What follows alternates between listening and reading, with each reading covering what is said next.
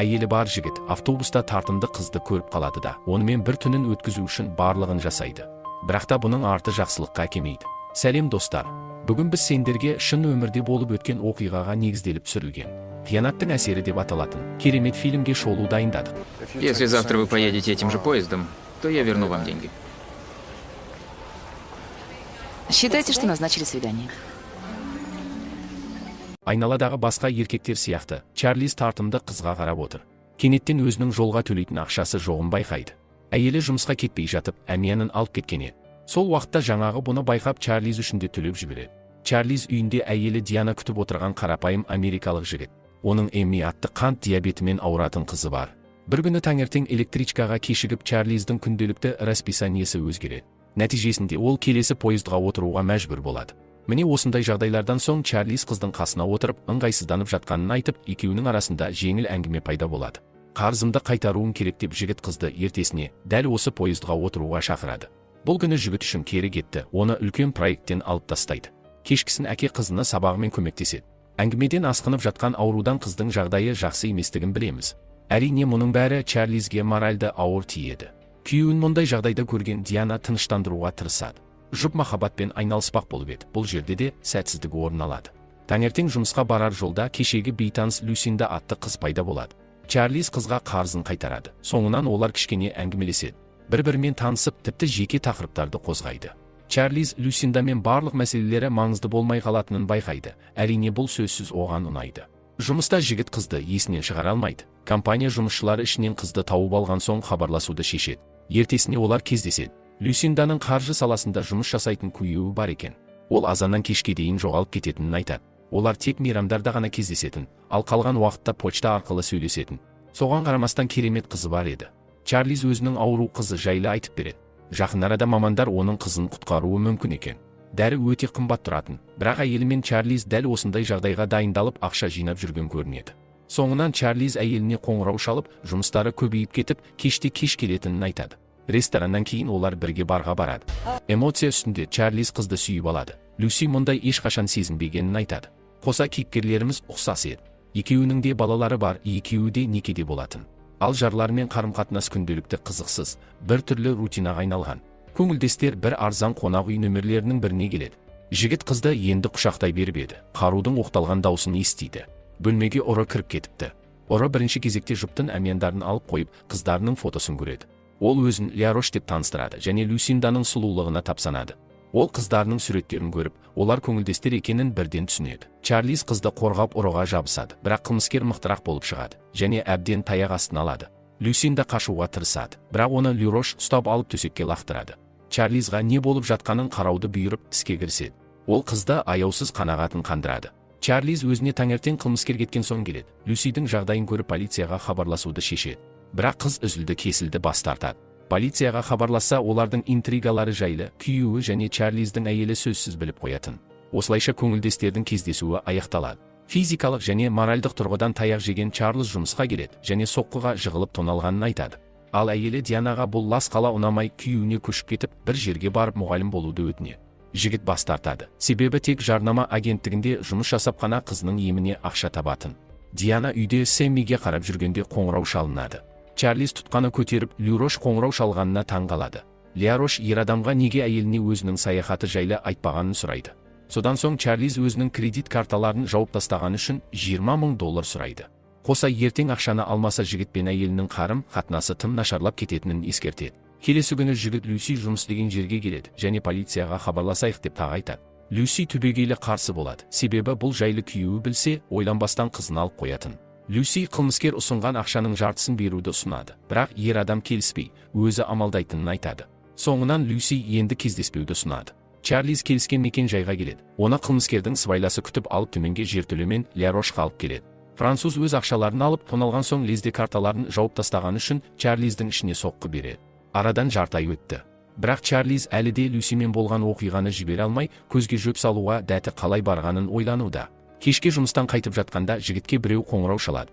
Сөйтсе сол баяғы француз. Бұл жолы қылмыскер $100,000 сұрайды да, және дәл қазіргі уақытта әйелімен әңгіме соғып жатқанын айтады. Үйге асыққан Чарлиз шынымен де жұмыс бойынша жолдасымын деп жүрген Лярошты көреді.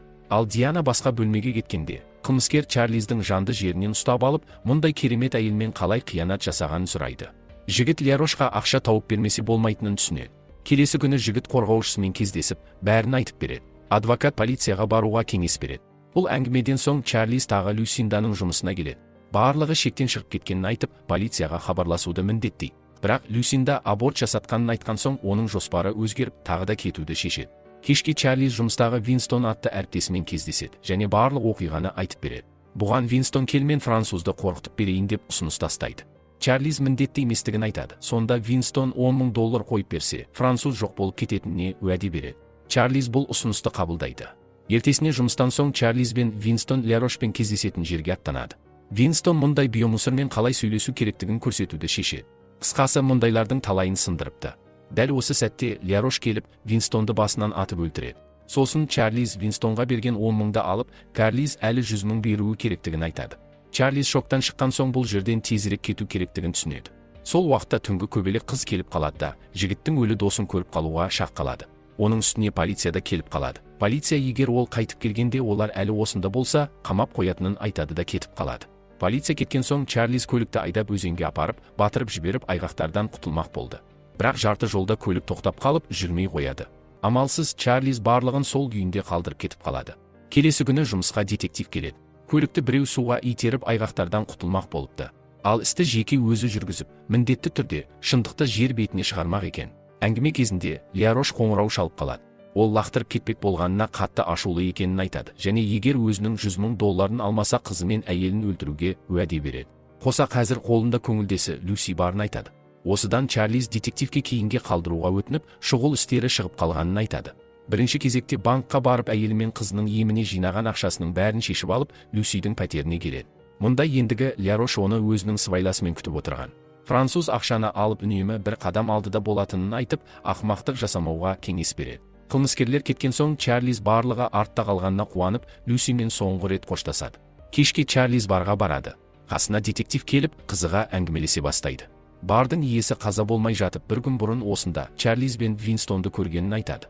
Соңынан жігітке сол күні қайда болғанын сұрайды. Себебі жұмыста болғанын ешкім растамаған. Чарлиз жалғыз өзім жұмыс жасадым деп алдай салады. Соңынан детектив визиткасын ұсынып ертең адвокатпен ресми сұрақ жауапты күтетінін айтады. Келесі күні жігіт көңілдесі Люсинданың жұмысына келіп бірдеңе бермек болғанда, оның мүлде басқа адам екенін біледі. Қыз мұнда уақытша хатшы болып тұрыпты. Шын есімі Жейн екен. Чарлиз мұндай жағдайды түсінбей, Люсидің пәтеріне асығады. Мұнда пәтерді басқа адамға дайындап жатқан пәтері иесін көреді. Иесі жігітке Люсидің қалып кеткен кітабын бергенде, сыртында тұрған суретке көзі түседі. Сол уақытта ол Люсидің ешқандай қызы болмағанына көзі жетеді. Содан кейін оның ұры екенін, жұмыс жасайтын схемамен әрекет жасағанын түсінеді. Чарлиз кек алуды шешіп Люсинданы дәл бұрын шығатын станциядан табады. Жігіт оның ізіне түсіп, қыздың ендігі келесі бір адамды алдап жатқанын көреді. Қоштасқан соң ол лезде басқа көлікке секіріп, ендігі Лярошпен сүйісіп жатты. Барлығы түсінікті болды. Олар аферист жұптар. Көргеніне қараса олар үйленген адамдардың соңынан түседі екен. Люси келесі бір ер адамды сол баяғы жолдағы кездейсоқ кездесетін қонақ үйге алып барады. Бұл Чарлизді алдап соққан сол баяғы қонақ үй еді. Жігіт олардың артынан ақырындап барып, қолайлы сәтті күтеді де Ляроштың басына соққы беріп құлатады. Соңынан қаруын алып Лярошты бөлмеге алып кіреді. Іште Люсинда не болып жатқанын түсінбей, абдырап қалады. Бұл кезде Лярош өзіне келіп, Карлизді балағаттайды. Содан соң атыс басталады. Ер адам Чарлиздің қаруына жабысып, нәтижесінде Люсинда оққа ұшады. Ал ер адамды Лярош атып салады. Чарлизді де атып салмақ еді, оғы бітіп қалады. Кенет бөлмеге Ляроштың сыбайласы кіріп келеді. Жігіт бірінші Лярошты, соңынан сыбайласына оқ атады. Қысқасы оқиға орнында тек Чарлиз ғана тірі қалады. Полиция оқиға орнына келгенде жігіт барлық күдіктерді жауып үлгіргенді. Сол үшін ол қамалудан аман қалады. Ол складтан өз сөмкесін алғанда іші толы өзінің Лярошқа берген ақшасын көреді. Ертесіне ол жұмысына барғанда бастығы бюджеттік ақшасын ұрлағанда айыптайды. Чарлиз сол марқұм досы Винстонға берген $10,000 осы бюджеттен алған еді. Бірақ Чарлиздің жолы болып, ол түрмелердің біріне 6 айға мұғалім болып жазасын өтейтін болды. Міне бірнеше ай жұмыстан соң дәптер тексеріп отырған Чарли жолдан адасу деген дәптер тауып алады. Ол ақырындап киім жуатын бөлмеге келіп, мұнда тірі қалған Лярошты көреді. Ол да осы жерде киім жуатын болып істейді екен. Лярош көңілін қалдырғанын айтады, себебі ол Люсиді жақсы көретін, ал сен жай ғана төсектес болғысың келді деп айтады. Сосын Чарлизге енді мен сенің қызыңды өлтірем деп айтқанда, жігіт ашуланып айқасып кетеді. Чарлиз осы түрмені әдейі таңдағанын айтып, Винстон берген пышақты алады да Ля-Рошқа соғып алады. Қылмыскер ақыры ажал құшады. Жұмыс уақыты біткен соң детектив Чарлизді күтіп алады. Ол қылмыс жасалған пышақ өлген Винстонға тиесілі екенін жақсы білетін, бұл ойластырылған қылмыс еді. Бірақ детектив іс қозғамайды. Ол досының кегі ретінде қабылдайтынын айтады. Фильм соңында біз Чарлиздің өзін жақсы көретін әйелі Диана мен тәуір болған қызына оралғанын көреміз. Достар, осы жерде фильм өз соңына жетеді. Фильм туралы не айтасыздар? Өз пікіріңізді қалдырып кетіңіз. Осымен біздің шоу өз соңына жетті. Келесі кездескенше аман сау болайық.